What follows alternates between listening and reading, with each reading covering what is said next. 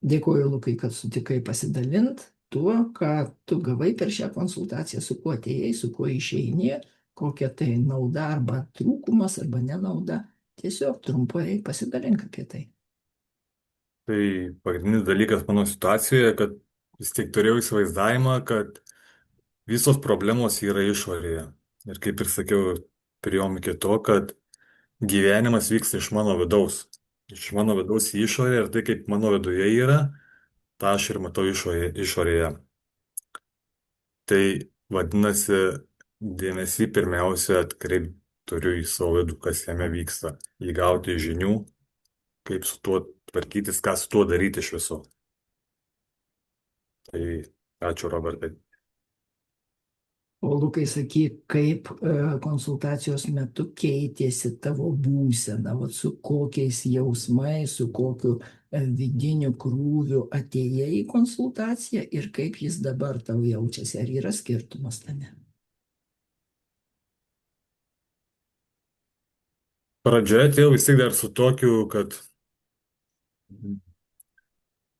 įsivaizduoju dar pats kažką, kaip čia kažką daryti galima būtų, bet ir prieš tai, kai perklausiau seminarą, jau pradėjau suprasti, kad, nu, ne, kad čia, jeigu mano problema buvo, kaip ir sakau, finansai, tai supratau, kad čia iš esmės visas gyvenimas, kaip aš suprantu gyvenimą, kaip aš jį matau.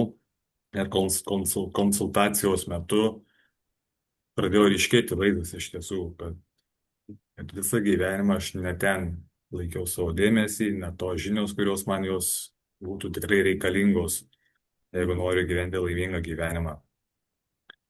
Tai dabar išvados tokios, kad tiesiog atsipalaiduoti išmokti, kiek įmanoma dabar, pradėti pasitikėti, kad ne šiaip savo gyvenimą vyksta, kad kažkas veda ir žiūrėti, kur tai nuves. Aš dėkuoju tau, tikrai nuostabus tavo patyrimai, įžvalgos geros ir tiesiog, o dabar praktiškai, ką galvoji toliau gyvenime, kaip galvoji spręsti visą tai, ką tu pamatėjai. Tai noriu laimingo gyvenimo rakto, susižymėjau punktus, ką toliau darysiu. Ir aš jau pats savo galiu pripažinti iš tiesų, kad savo jėgom jau neįsivaizduoju, ką daryti, nes jau išbandęs visokiausių dalykų esu ir priejau tą tašką, kad galiu pasakyti, kad iš tiesų nežinau, ką daryti. Ir šita konsultacija, tai vilties tokios, sakykime, davė, kad ne viską dar esu išbandęs ir tiesiog priejau tą tašką, kada atsivėrė naujos durys, per kurias galiu eiti ir pažiūrėti, kas tada bus. Dėkuoju tau, Lukai, šaunu, aš linkiu tau nuostabios kelionės ir tikrai tikiu, kad per tas duris įėjęs atrasi savo laimę. Ačiū tau. Ačiū, Robertai.